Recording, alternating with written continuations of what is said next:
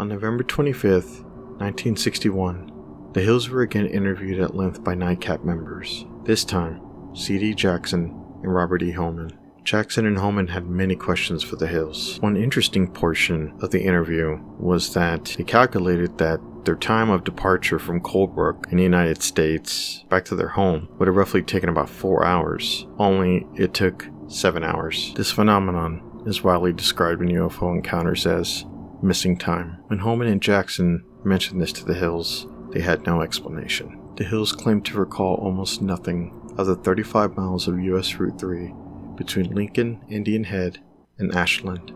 They recalled the image of the fiery orb that they saw on the road, but at this point, both the Hills had assumed it was the moon, but both Holman and Jackson reminded them that the moon had set earlier in the evening. Although apprehensive to the idea, Barney and Betty both agreed that hypnosis may be a way to retrieve irretrievable memories. Barney stated that he would confide to his psychiatrist, Mr. Stevens, whom he liked and trusted. When Barney mentioned the idea of hypnosis, Mr. Stevens then referred the Hills to a colleague and specialist by the name of Benjamin Simon. Simon began hypnotizing the Hills on January 4th, 1964.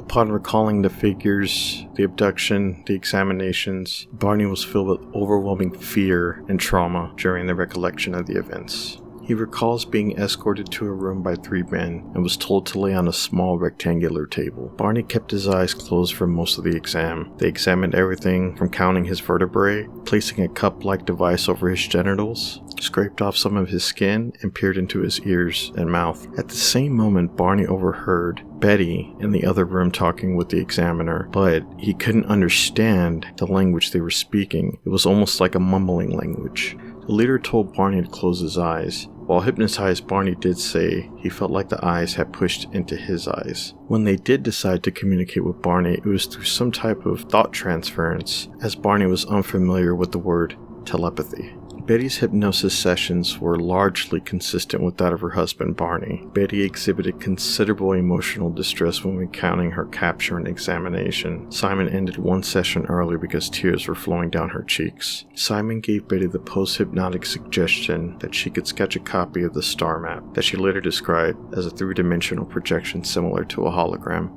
Although the map did have a lot of stars, Betty only drew the stars that were most prominent to her in her memory. Her map consisted of 12 prominent stars connected by lines and 3 lesser ones that formed a distinctive triangle. She said she was told the stars connected by solid lines formed trade routes of some kind, whereas dashed lines were the less traveled stars. Simon concluded that Barney was kind of acting in Betty's fantasies, although Barney rejected that outright. Their stories were consistent and unique, and Barney was ready to accept that they had been abducted by the occupants of a UFO, although he still didn't embrace it as strongly as Betty did. In 1968, Marjorie Fish, an elementary school teacher and amateur astronomer, became very intrigued by the star map. Fish wondered if it might be deciphered to determine which star system the UFO did come from. Assuming that one of the 15 stars of the map must represent Earth's sun, Fish constructed a three-dimensional model of the nearby sun-like stars, potential star systems with orbiting planets that could support life. Studying thousands of vantage points over several years, the only one that seemed to match the Hill map was from the viewpoint of the double star system Zeta Reticuli, roughly about 39 light years from Earth. In conclusion, we may never know